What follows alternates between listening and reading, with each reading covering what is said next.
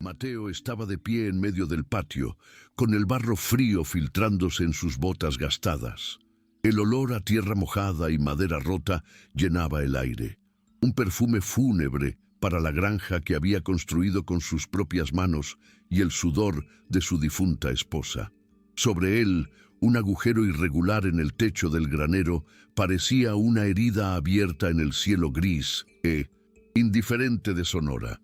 Cada viga rota, cada adobe desmoronado, no era solo una pérdida material. Era un eco de la ruina en su propia alma, un recordatorio constante de la pérdida que lo había transformado en una isla de amargura. Apretó los puños, sintiendo la impotencia mezclarse con el odio ancestral que le servía de único combustible para seguir adelante.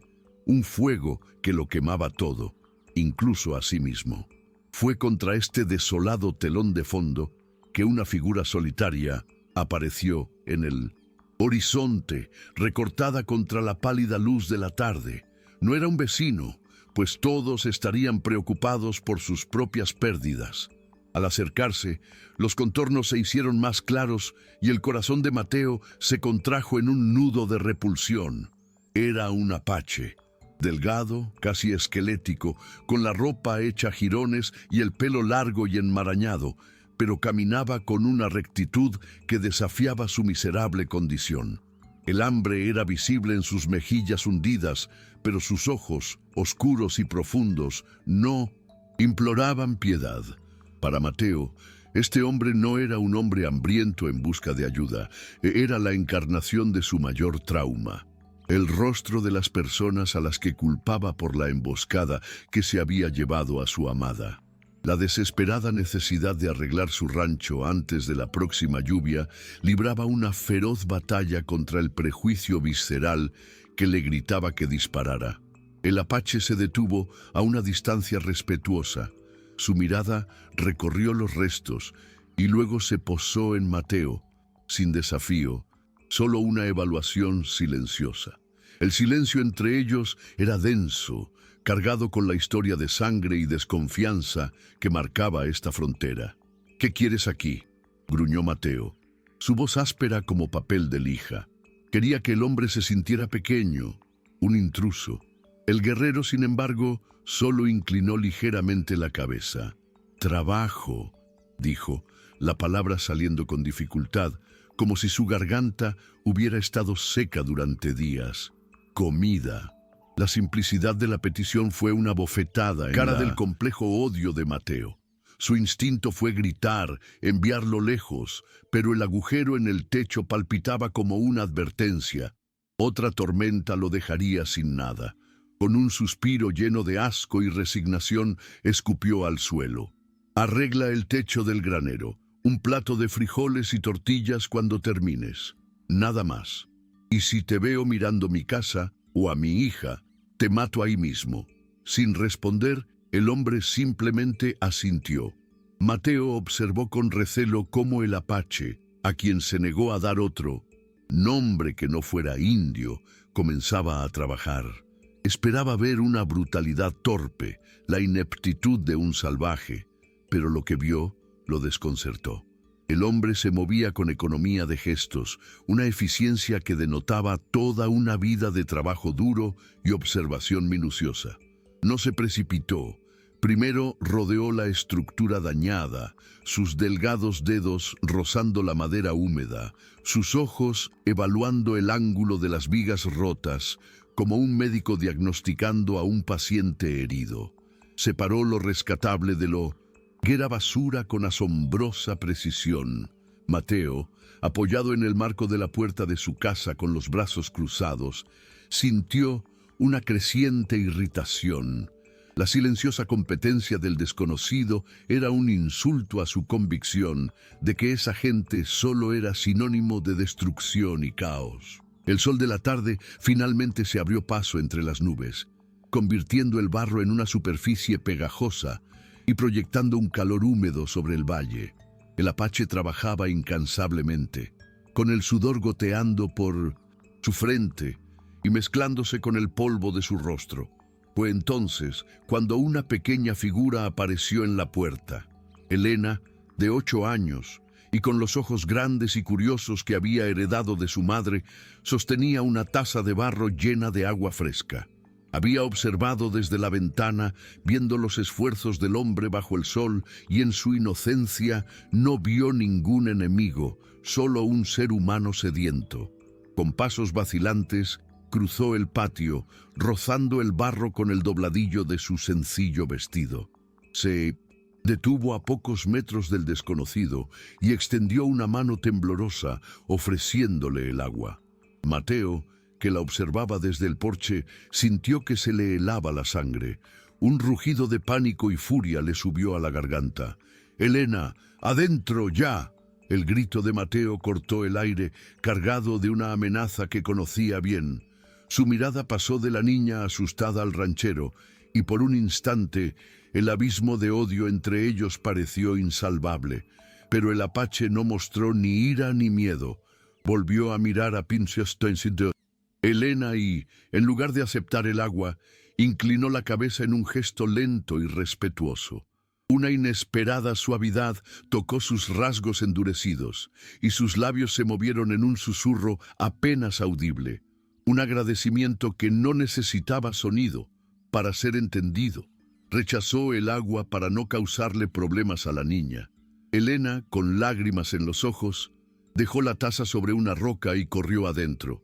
Mateo se quedó allí, paralizado, mientras su furia se disolvía en una confusión inquietante. Esperaba un acto de audacia, pero presenció un acto de honor. La imagen de la bondad de ese hombre hacia su hija fue un veneno lento para su odio.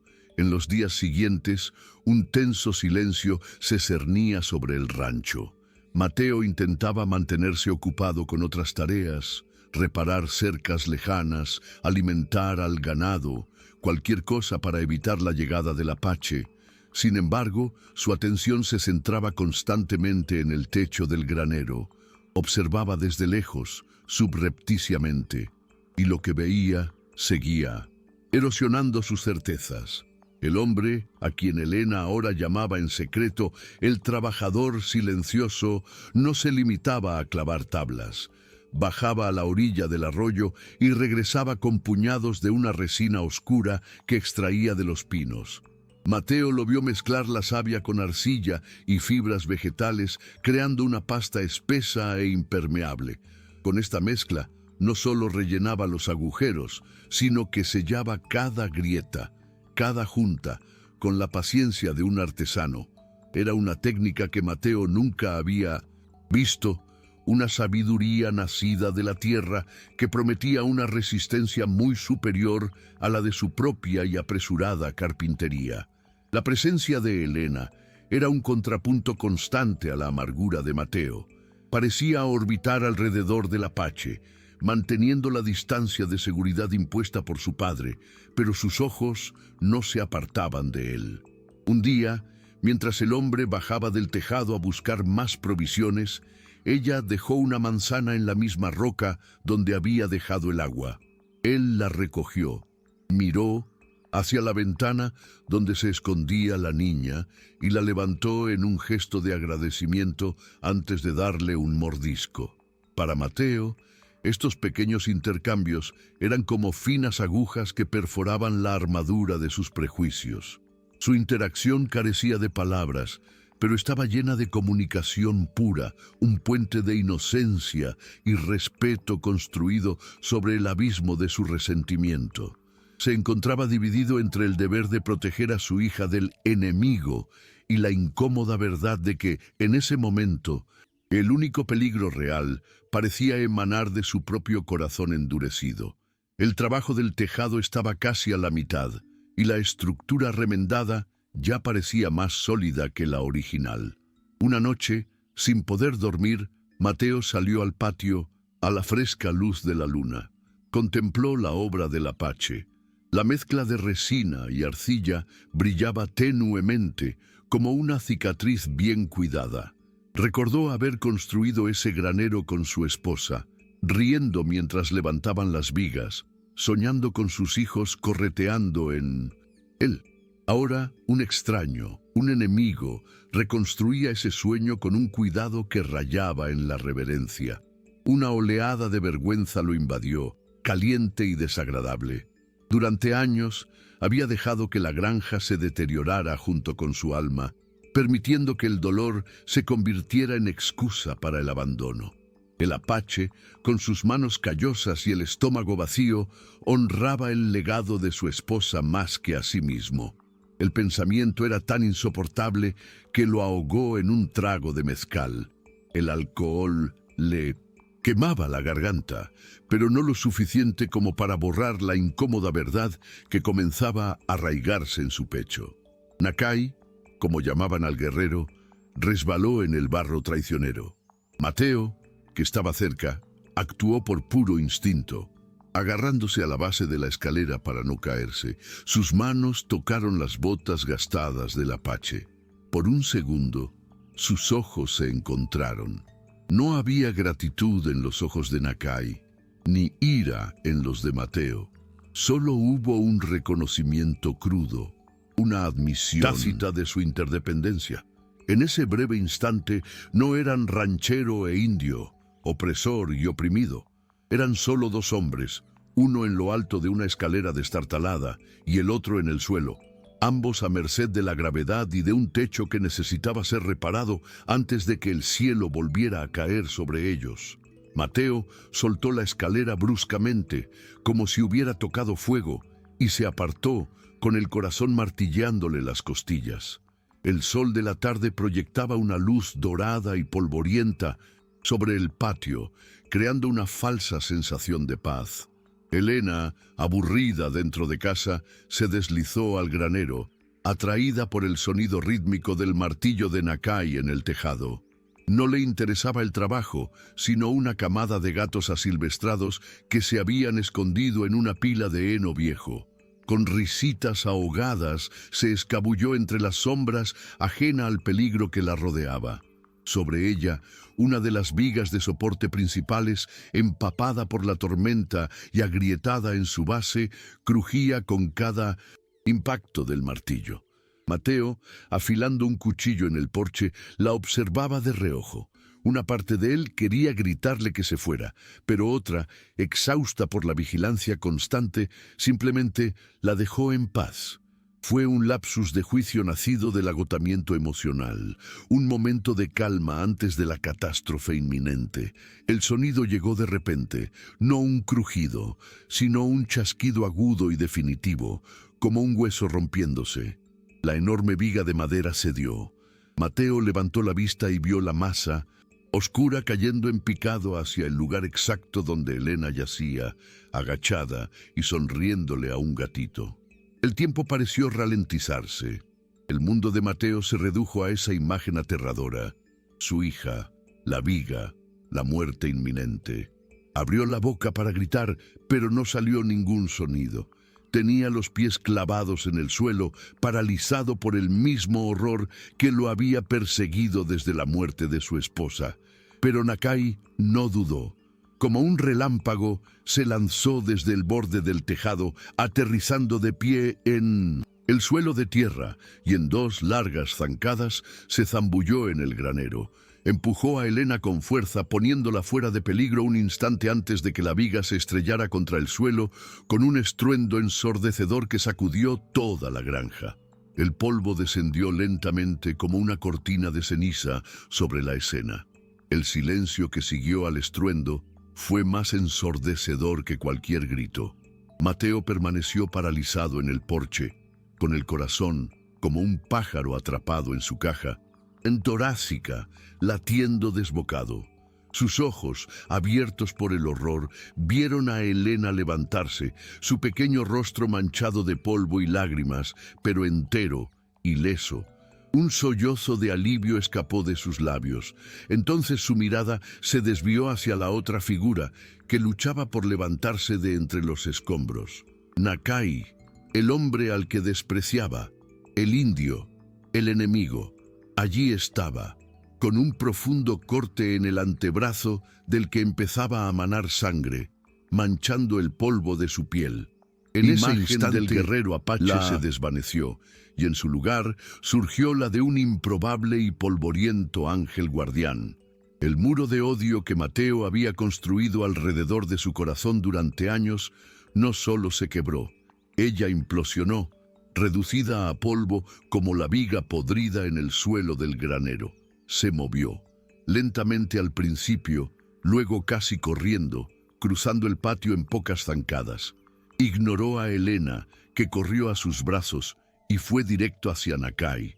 Por primera vez, lo vio de verdad, no como un símbolo de su dolor, sino como un hombre que sangraba, que sentía, que había arriesgado su vida por su hija. La gratitud fue una oleada tan abrumadora que lo ahogó, y no tenía palabras para expresarla. Su mano se alzó, temblorosa, y tocó el brazo herido del guerrero, un gesto de preocupación tan extraño y nuevo que pareció quemarle la piel. Su voz era ronca, rota. «¿Estás herido?» No era una pregunta, era una comprensión llena de una emoción que no reconocía. Tragó saliva con dificultad. La vergüenza por el trato anterior le subía como la bilis, y entonces formuló la pregunta que sellaría su rendición. «¿Cómo te llamas?» Nakai lo miró fijamente, sus ojos oscuros leyendo el alma devastada de Mateo, y respondió con serena dignidad. «Nakai». Mateo condujo a Nakai al interior de la casa, un umbral que antaño había representado una frontera inviolable entre su mundo y el del otro. El interior era sencillo, con olor a madera de pino y café ligero de la mañana. Sobre la chimenea, de piedra, un pequeño retrato pintado de su esposa parecía observarlo, con su sonrisa congelada en el tiempo. Por un instante, Mateo sintió su mirada fija en él, una mezcla de acusación y quizás alivio. Sentó a Nakai en una rústica silla de madera y trajo un paño limpio y una palangana con agua. Sus manos, acostumbradas a domar alambres de púas y blandir hachas, temblaban mientras limpiaban la sangre y la suciedad del profundo corte en el antebrazo del guerrero. Era torpe, sus movimientos toscos contrastaban con la delicadeza que intentaba transmitir con desesperación.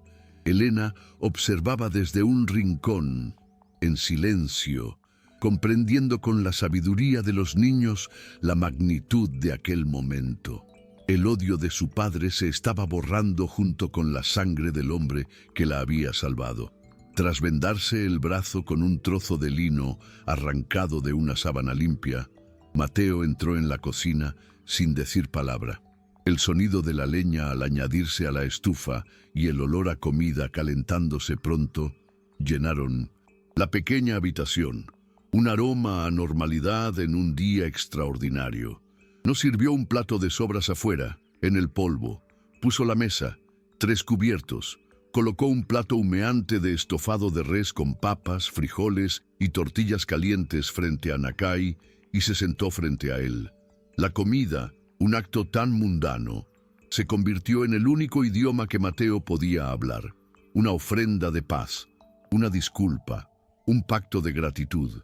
Nakai comenzó a comer, despacio, con la misma dignidad metódica con la que trabajaba. Helena, percibiendo el cambio en el ambiente, acercó su silla, rompiendo el silencio con una leve sonrisa. Mateo lo observó y ya no vio al indio, sino a Nakai, el hombre cuyo nombre ahora repetía en su mente como una plegaria. Esa noche, una nueva tormenta se avecinaba en el horizonte, pero esta vez la amenaza externa parecía menos abrumadora que el tormento que Mateo había enfrentado en su interior. La lluvia comenzó a caer, primero como un suave golpeteo sobre el techo, remendado, luego convirtiéndose en una espesa e implacable cortina de agua. Mateo ofreció a Nakai la pequeña habitación de invitados, una habitación que había acumulado polvo y recuerdos desde la muerte de su esposa. Era un santuario para su dolor, y abrirla al apache fue el acto final de rendición. No necesitó decir nada. El gesto de abrir la puerta y señalar la cama limpia fue suficiente. Nakai aceptó con un leve asentimiento. Su silenciosa presencia llenó el espacio vacío con una nueva dignidad. Mateo se retiró a su habitación, pero no pudo dormir. Escuchó el sonido de la lluvia sobre el techo reparado. Cada gota que no penetraba la madera, cada tabla que se mantenía firme, era un testimonio del honor y la habilidad del hombre que había odiado. El sonido de la seguridad de su hogar era ahora el sonido de su propia redención. Acostado en su cama, Mateo sintió que el peso de años de odio se disipaba, dejando tras sí un vacío doloroso, pero purificador. Recordó la emboscada, el ataque que se llevó a su esposa. El dolor estaba allí, agudo como siempre, pero por primera vez en años pudo separarlo del prejuicio. Los hombres que lo atacaron eran solo eso, hombres violentos y desesperados, no la representación de todo un pueblo. Nakai, durmiendo bajo su techo, era la prueba viviente de esta verdad. Salvar a Elena no fue un acto calculado, fue instintivo, humano. La humanidad que Mateo se había negado a sí mismo durante tanto tiempo fue, irónicamente, lo que lo había salvado todo lo que le quedaba en el mundo. Las lágrimas brotaron silenciosas, lágrimas calientes, de un hombre que no había llorado en una década, lavando no solo la tristeza, sino también la culpa y la vergüenza de su propio corazón ciego. Y esa noche, con el sonido de la lluvia, Mateo finalmente comenzó a perdonar, no a los asesinos de su esposa, sino a sí mismo. El día amaneció brillante y limpio, el aire fresco y puro. Cuando Mateo salió al patio, Nakai ya estaba allí, observando el tejado con satisfacción. La estructura había resistido el temporal sin ceder un ápice. Su brazo herido estaba vendado, pero no parecía dispuesto a permitir que eso le impidiera terminar lo que había empezado. Mateo se acercó con 2 tazas de café caliente. Le ofreció una a Nakai. El guerrero la aceptó, ahuecando sus manos callosas contra el calor de la taza de arcilla. Bebieron en silencio un momento, observando cómo el sol naciente teñía las montañas de Sonora de tonos rosas y naranjas. El tejado aguantó, dijo Mateo, con la voz aún un poco ronca. Tu trabajo es bueno. Era un simple cumplido, pero con un peso que ambos comprendían. Era un reconocimiento de valor, una muestra de respeto. Nakai simplemente asintió, con la mirada fija en el horizonte. La tierra nos enseña a construir para perdurar, respondió en voz baja y serena. Ella nos da la roca, la madera, la resina. Solo necesitamos saber escuchar. Mientras terminaban su café, Mateo tomó una decisión. El trabajo del tejado estaba pronto. Nakai habría cumplido con su parte del trato y sería libre de irse. La idea de verlo desaparecer en el horizonte, regresando a una vida de hambre y persecución, llenó a Mateo de una profunda inquietud. No podía simplemente pagarle con un plato de comida y dejarlo ir. La deuda que sentía era mucho mayor, una deuda de vida, una deuda de honor. Miró su granja, los corrales que necesitaban reparación, los campos que necesitaban atención. Había trabajo allí para 10 hombres, pero lo que realmente necesitaba no era solo un trabajador, sino un guardián, alguien en quien confiar. Respiró hondo. El aire de la mañana le infundió nuevos ánimos. Cuando el tejado esté terminado, comenzó, dudando un momento, hay más trabajo por hacer. Si quieres quedarte, si te identificas con la experiencia de Mateo y Nakai, comparte esta historia o deja un comentario.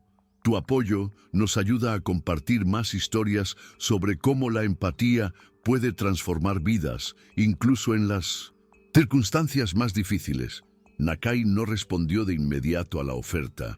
Su mirada se posó en el horizonte un largo instante, como si leyera en las cordilleras una respuesta indescriptible. Pensó en su gente dispersa, en las familias diezmadas, en la interminable lucha por la supervivencia en una tierra que una vez fue suya. Quedarse allí, en una granja mexicana, podría considerarse una rendición. Pero entonces su mirada se posó en la pequeña figura de Elena, que ahora estaba en la puerta, sosteniendo a uno de los gatitos del granero. Lo miró con pura confianza, sin la peste del prejuicio.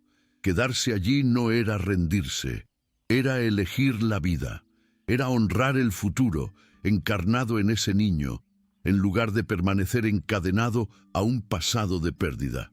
Lentamente se volvió hacia Mateo, y la respuesta no llegó en palabras, sino en un gesto. Terminó su café, colocó la taza vacía en un poste de la cerca y caminó hacia la escalera.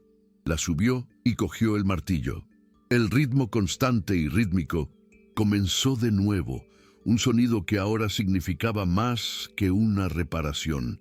Significó un comienzo. Las noticias, como el polvo del desierto, corren rápido. A última hora de la tarde, un jinete se acercó a la granja. Era el sacerdote local, el padre Ignacio, un hombre cuya bendición Mateo siempre había buscado, más por costumbre social que por fe verdadera.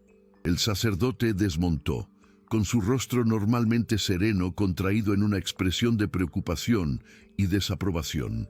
Su mirada pasó por encima del hombro de Mateo y se fijó en Nakai, que ahora estaba remendando una cerca cerca del corral. «Mateo, hijo mío, ¿qué es eso que me dicen? ¿Que estás albergando a uno de los salvajes en tu casa?» La voz del sacerdote era baja, pero cargada de juicio. «Dicen en el pueblo que perdiste la cabeza junto con el techo». Habló de seguridad, de reputación, de dar ejemplo cristiano, alejando el peligro.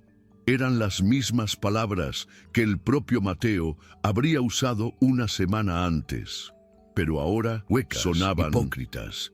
Mateo sintió que el viejo veneno del prejuicio comunitario intentaba volver a filtrarse, pero su corazón, ahora remendado como su techo, no lo permitía. Mateo miró al padre Ignacio, el hombre que debería haber sido un faro de compasión, y solo vio un reflejo del mismo miedo e ignorancia que lo habían cegado durante tanto tiempo. No se sintió intimidado ni avergonzado. En cambio, una calma protectora lo invadió. «Padre», comenzó con voz firme y clara, sin rastro de la antigua amargura, «este hombre, cuyo nombre es Nakai, salvó la vida de mi hija», señaló el granero, la viga aplastada en el suelo, un monumento silencioso al heroísmo del Apache. Mientras Dios parecía ocupado con la tormenta y yo estaba paralizado por el miedo, fue la mano de un salvaje la que protegió lo que me queda en el mundo. Si eso es perder la cabeza, entonces la perdí con gusto. La franqueza de Mateo conmocionó al sacerdote, quien balbuceó una respuesta sobre la prudencia y los peligros conocidos. Pero Mateo no se echó atrás. «El único peligro que vi aquí, padre, fue mi propio odio. Y Nakai, con su honor, me lo quitó. Tiene un lugar en esta casa y quien no lo respete, no me respeta a mí». El enfrentamiento con el sacerdote fue solo el primero de muchos. En los días siguientes, los pocos vecinos que se acercaron lo hicieron con miradas de reojo y susurros apenas disimulados. Algunos dejaron de saludarlo cuando fue al pequeño pueblo a buscar provisiones. Mateo se convirtió en un paría, aislado ya no por su propia amargura, sino por la amargura de los demás. Sin embargo, esta vez, el aislamiento no lo quebró, lo fortaleció. Encontró una nueva forma de orgullo, no en la rigidez y la distancia, sino en la defensa de sus principios. La granja, una vez un lugar de luto silencioso, comenzó a cobrar nueva vida.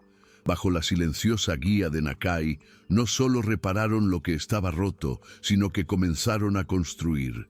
Construyeron un pequeño canal de riego utilizando técnicas que Nakai había aprendido de su gente, desviando el agua del arroyo a un pequeño huerto. La tierra, una vez seca y agrietada, comenzó a reverdecer, un símbolo viviente de la transformación que se estaba operando en sus corazones. Sin embargo, el vínculo más fuerte y transformador fue el que se forjó entre Nakai y Elena. La niña, Libre ya del miedo que proyectaba su padre, siguió al guerrero como una sombra curiosa. Él nunca la trató con condescendencia, sino con la seriedad de un maestro hacia su alumna devota. Una tarde, Mateo los observó sentados junto al arroyo. Nakai, con un trozo de carbón, dibujó constelaciones en una piedra lisa, enseñándole a Helena los nombres apaches de las estrellas, historias de coyotes y águilas que danzaban en el cielo nocturno. En otra ocasión, le mostró cómo identificar las hojas de una planta del desierto que podían usarse para preparar un té relajante. No dijo mucho, pero cada palabra era una enseñanza. Cada gesto, una lección de respeto por la tierra. Mateo, apoyado en la cerca, sintió una paz que no había experimentado en años. La sabiduría ancestral que tanto había ignorado ahora florecía en el corazón de su hija, nutriendo su inocencia y expandiendo su mundo de maneras que él nunca pudo. La amistad entre Mateo y Nakai se cimentó no a través de la conversación, sino a través del trabajo compartido. Se levantaban con el sol y trabajaban juntos hasta el anochecer, moviéndose en silenciosa sincronía. Al reparar una cerca, uno pasaba las herramientas al otro sin necesidad de que se lo pidieran. Al limpiar el canal de riego, sus movimientos se reflejaban, eficientes, como si fueran dos caras de la misma moneda. El silencio entre ellos ya no era de tensión, sino de entendimiento. Había un lenguaje en su esfuerzo conjunto, en el sudor que goteaba de sus frentes bajo el mismo sol, en la satisfacción de ver la granja prosperar bajo su cuidado. Gradualmente, Mateo comenzó a compartir fragmentos de su historia, no de pérdida, sino de los sueños que tenía para esta tierra. Y Nakai, a su vez, compartió su conocimiento, no de su sufrimiento, sino de la resiliencia de su gente, enseñándole a Mateo a leer las señales del viento y predecir la lluvia. Una noche, cuando la luna llena bañaba la granja con una luz plateada fantasmal, Mateo no pudo encontrar a Nakai en su habitación ni en el patio. Guiado por una corazonada, caminó hacia un pequeño montículo que dominaba el valle. Allí, sentado en una roca, estaba el guerrero. No estaba vigilando ni trabajando. En sus manos sostenía un pequeño objeto de madera que pulía suavemente con el pulgar. Mateo se detuvo, oculto por las sombras de un mezquite. La postura de Nakai no era la de un guardián estoico, sino la de un hombre inmerso en una profunda y solitaria tristeza. A la luz de la luna, Mateo pudo ver que el objeto era una pequeña águila toscamente tallada. En ese instante, una devastadora comprensión golpeó a Mateo. El dolor no era su privilegio. Nakai también cargaba con sus muertos, su familia perdida, un mundo entero destrozado. No era solo un sobreviviente, era un doliente. Mateo se retiró en silencio, con el corazón pesado por una nueva capa de empatía. Ya no veía a un apache, sino a un hermano en el dolor, un espejo de su propia alma rota. Los meses transcurrieron como un arroyo tranquilo. La primavera llegó al desierto de Sonora y con ella una explosión de vida. El huerto, regado por el canal que habían construido, era una alfombra verde de 1970. Maíz, calabazas y frijoles. La granja, antaño un mausoleo del dolor, ahora resonaba con la risa de Helena y el sonido constante del trabajo productivo. Se estableció una rutina de paz y colaboración, tan natural como el amanecer. La desconfianza de la comunidad se redujo a un murmullo lejano, eclipsado por la visible prosperidad del rancho de Mateo. Parecía que habían ganado. Sin embargo, el cielo, que había sido tan generoso, comenzó a mostrar señales de cambio. Nubes oscuras y densas comenzaron a acumularse en las montañas distantes, anunciando el regreso de las tormentas de verano. Mateo incluso habló con Nakai sobre reforzar las vigas interiores del granero, pero en su recién recuperada confianza pospusieron la tarea. Creían que lo peor había pasado, sin saber que la debilidad más peligrosa yacía oculta, esperando el momento oportuno para ceder. La tormenta no llegó como una amenaza lejana, estalló sobre el valle con la furia de un dios traicionado. El cielo, una vez de un azul apacible, se convirtió en una contusión gris y púrpura, y el aire se densificó, cargado con el olor metálico del ozono. El viento no aullaba, rugía, una fuerza sólida que doblaba los mezquites y arrancaba tejas sueltas con garras invisibles. Nakai estaba de pie en el tejado de la casa principal, martillando un último listón de seguridad, un acto de previsión que se convirtió en una carrera desesperada contra los elementos. Mateo, en medio del patio, sintió las primeras gotas gruesas y frías golpearlo. Sus ojos buscaron desesperadamente a Elena. La vio, una pequeña mota de color corriendo, no hacia la seguridad de la casa, sino hacia el refugio familiar del granero, el mismo lugar de su primer susto. Gritó su nombre, un sonido inútil que fue devorado de inmediato por el trueno que rasgó el cielo.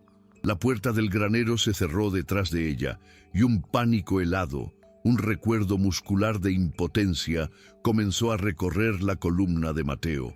Era un sonido que Mateo conocía íntimamente, el crujido seco y fatal de la madera vieja cediendo bajo una presión insoportable. Desde su posición estratégica en el techo de la casa, Nakai vio lo que Mateo, en el suelo, solo sintió. El techo del granero comenzó a derrumbarse en el centro, como un pecho desinflado.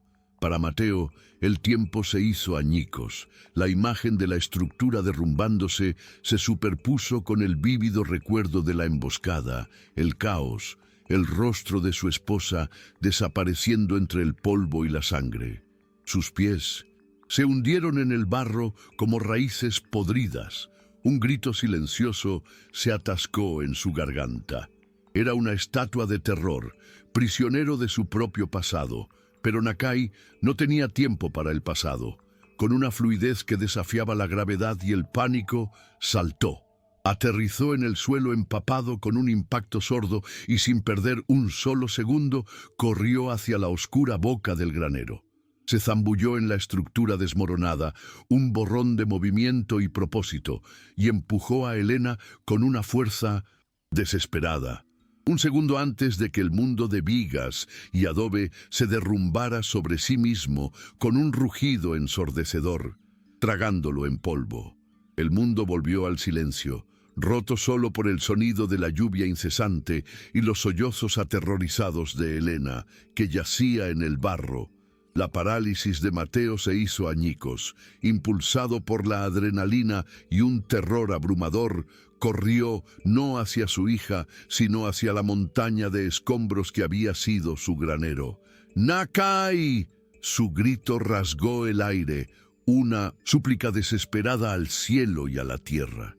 Empezó a arrancar trozos de madera y adobe con las manos desnudas, ignorando el dolor de las astillas y los cortes, con la mente concentrada en un solo objetivo. Elena, al ver la furia desesperada de su padre, se unió a él, sus pequeñas manos intentando mover trozos de madera, sus gritos convirtiéndose en jadeos. Por un instante, padre e hija trabajaron juntos, unidos por el miedo y el amor, compartidos por este hombre silencioso que se había convertido en el centro de su pequeño universo. El olor a polvo de adobe húmedo y madera partida era sofocante, pero Mateo cavó, impulsado por una nueva forma de pánico, el miedo a perder a su salvador. Finalmente, bajo una gran viga de cedro, vio una mano, inmóvil, cubierta de polvo. El corazón de Mateo se detuvo. Con una fuerza sobrehumana levantó el extremo de la viga, sus músculos gritando en protesta. Elena tiró de su brazo y lentamente lograron sacar el cuerpo inerte de Nakai de los escombros. Estaba inconsciente, con un feo corte en la cabeza y la pierna doblada en un ángulo antinatural e insalubre. Por un segundo aterrador, Mateo creyó estar muerto. Apretó la oreja contra el pecho del guerrero, cerrando los ojos, rezando a una entidad en la que ya no creía. Y entonces lo oyó. Un latido débil, irregular, pero presente, un hilo de vida. La gratitud que lo inundó fue tan poderosa que lo mareó. Con cuidado, como si llevara el objeto más preciado del mundo, Mateo levantó a Nakai en sus brazos. El hombre, al que una vez había despreciado, era ligero, casi frágil. Lo llevó bajo la lluvia torrencial, a la casa, al calor, a un lugar seguro. Esta vez, la deuda no era solo de honor, era de sangre. Los días que siguieron fueron un borrón de vigilia y cuidado. La granja, el mundo exterior, todo dejó de existir para Mateo. Su único enfoque era la figura inmóvil que yacía en la cama de la habitación de invitados. Se convirtió en el enfermero más devoto, cambiando las vendas en la cabeza de Nakai, limpiando sus heridas y con una dificultad desgarradora, aplicando una férula improvisada a la pierna rota del guerrero. Elena se quedó a su lado, sosteniendo la mano de Nakai, cantándole canciones de cuna suavemente o contándole sobre los gatitos, como si su voz pudiera guiarlo de regreso de la oscuridad. Mateo aprendió a preparar el té de hierbas calmante que Nakai le había enseñado a Elena, forzando el líquido tibio entre los labios del hombre inconsciente. No rezaba con palabras, pero cada acto de cuidado era una oración, cada paño húmedo en su frente una ofrenda. Habló con Nakai, contándole sus planes para la granja, cómo estaba creciendo el huerto, prometiéndole que todo estaría allí esperándolo cuando despertara. La culpa lo carcomía. Debería haber reforzado el granero, debería haber actuado más rápido. La tercera noche, mientras la luz de una lámpara de queroseno proyectaba sombras danzantes en la pared, Nakai gimió. Abrió los ojos, legañosos y desorientados. Mateo, que dormitaba en una silla junto a la cama, se sobresaltó. Se inclinó hacia adelante, acercando el rostro al de Nakai. «Nakai, ¿me oyes?» La voz de Mateo era un susurro tembloroso, lleno de esperanza y miedo. El guerrero parpadeó, intentando concentrarse. Su mano se movió débilmente y tocó la férula de su pierna. Una expresión de dolor y confusión se reflejaba en su rostro. «Elena», susurró, con la voz apenas exhalada. «¿Está bien?». Fue su primera preocupación. Lágrimas brotaron de los ojos de Mateo y rodaron libremente por su rostro. «Está a salvo. La salvaste. Otra vez». La gratitud en su voz era tan palpable que llenó la habitación. Nakai cerró los ojos y dejó escapar un suspiro de alivio. En ese momento, Mateo no era el jefe, ni Nakai el empleado. Eran dos hombres unidos por un vínculo forjado en el sacrificio, el respeto y una forma de amor que trascendía la amistad. La recuperación de Nakai fue lenta, un camino medido en pequeños pasos que se celebraban como grandes victorias. Mateo se negó a permitir que apresurara el proceso. Asumió él mismo las tareas más pesadas de la granja, trabajando con energías renovadas, mientras Nakai se sentaba en el porche, con la pierna estirada, tallando pequeños animales con trozos de madera para Elena o simplemente observando la vida a su alrededor. Sus conversaciones se volvieron más fluidas, fluyendo hasta las largas tardes. Mateo ya no hablaba de la muerte de su esposa, sino de su vida, de sus sueños para esta tierra. Una tarde, mientras compartían una comida, Mateo finalmente formalizó lo que su corazón ya había decidido. «Esta tierra es tan tuya como mía ahora, Nakai», dijo con voz firme. «No eres mi sirviente, eres el protector de esta casa, el capataz de esta granja, eres mi hermano». Nakai levantó la vista de su plato, y en su mirada había una aceptación silenciosa y profunda que hablaba más fuerte que cualquier palabra. La noticia del nuevo puesto de Nakai corrió como la pólvora, y la comunidad, que se había calmado, volvió a recrudecer la indignación. Esta vez, No fue el sacerdote quien llegó, sino un grupo de 3 rancheros vecinos, hombres a quienes Mateo conocía desde la infancia. Detuvieron sus caballos frente a la casa con el rostro impasible. «Mateo, te has vuelto completamente loco», dijo el mayor de ellos, don Ricardo. «¿Darle a un apache el mando de tus tierras? Eso es un insulto a todos nosotros, a la memoria de tu esposa». Mateo se acercó, con Nakai cojeando lentamente a su lado, apoyado en una muleta de madera. No se inmutó. Miró a los hombres con cansada compasión. «La memoria de mi esposa se honra cada día que la bondad prevalece sobre el odio en esta casa», respondió con calma. «Nakai es más hombre y más hermano para mí que cualquiera de ustedes. Si eso los insulta, entonces quizás deberían cuidar de sus propias almas, no de mi granja. La puerta está abierta si quieren irse». El enfrentamiento con los ganaderos fue un punto de inflexión. Mateo no solo defendió su decisión, afirmó su autoridad moral en la comunidad, no con rigidez, sino con convicción inquebrantable. Los hombres se marcharon, murmurando amenazas veladas, pero la postura de Mateo, al lado de Nakai, creó una poderosa imagen de unidad que sembró la duda en algunos corazones. Lentamente, muy lentamente, la marea empezó a cambiar. Quizás fue la continua prosperidad del rancho, que se había convertido en un modelo de productividad en la región. Quizás fue la forma en que Mateo ahora se dirigía a la gente con una empatía de la que antes carecía. O quizás fue la visión constante de Elena, una niña feliz y segura, prosperando bajo la protección de 2 padres, uno de sangre y otro de corazón. Gradualmente, las miradas desdeñosas dieron paso a sentimientos vacilantes y los susurros se convirtieron en preguntas curiosas sobre las técnicas de riego que estaban transformando la tierra de Mateo. Sin quererlo, se convirtió en un ejemplo de reconciliación, un faro solitario de esperanza en un panorama de desconfianza. El tiempo consolidó a la nueva familia. La granja ya no era solo la tierra de Mateo, era el hogar de Mateo, Nakai y Elena. Las noches transcurrían en el porche, bajo un cielo estrellado que ahora tenía 2 nombres, uno en español y otro en apache. Nakai enseñó a Mateo a rastrear animales y predecir el clima con una precisión que superaba cualquier almanaque. A cambio, Mateo enseñó a Nakai a leer y escribir, abriendo un nuevo mundo de historias y conocimiento al guerrero.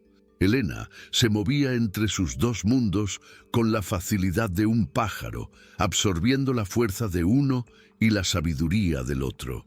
El dolor de la pérdida de Mateo nunca desapareció por completo, ni tampoco las cicatrices de Nakai. Pero estas heridas ya no eran fuente de amargura. Eran recordatorios de la fragilidad de la vida y del extraordinario poder de la conexión humana. El odio había sido reemplazado por un profundo respeto mutuo, y el silencio, antaño un arma, era ahora un remanso de paz compartida, el lenguaje de una amistad forjada en el fuego de la adversidad y sellada por el honor. Años después, el rancho en la frontera de Sonora ya no era conocido por la dureza de su dueño, sino por la generosa sombra de sus árboles y la sabiduría que allí residía. Mateo, ahora un hombre canoso de mirada serena, estaba sentado en el porche reconstruido, viendo florecer el valle. A su lado, Nakai, cuyas cicatrices eran ahora marcas de una historia compartida más que de un sufrimiento solitario, terminaba de pulir una pequeña flauta de madera. El sonido que emergió fue una melodía que mezclaba la melancolía del desierto con la esperanza de la tierra cultivada. El rancho se había convertido en un lugar de encuentro, un lugar donde viejas animosidades venían a morir. Elena, una joven cuya fuerza provenía de la resiliencia y cuya compasión provenía del ejemplo de sus 2 padres, enseñó a un grupo de niños de colonos y tribus vecinas a leer las plantas y las estrellas, mezclando el conocimiento apache con las lecciones de la tierra española.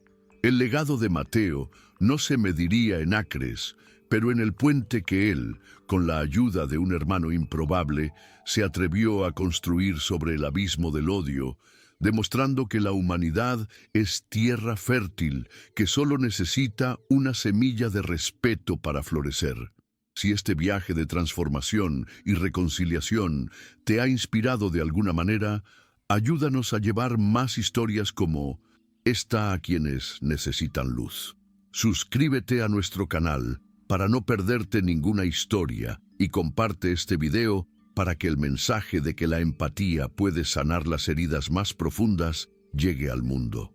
La verdadera fuerza de una comunidad se mide por su capacidad de acoger, perdonar y crecer juntos. Es un inmenso honor para nosotros saber hasta dónde ha llegado este mensaje de superación. Cuéntanos en los comentarios desde qué ciudad o país nos sigues. Tu presencia aquí completa el ciclo de esta historia y fortalece nuestra cadena de esperanza y unidad.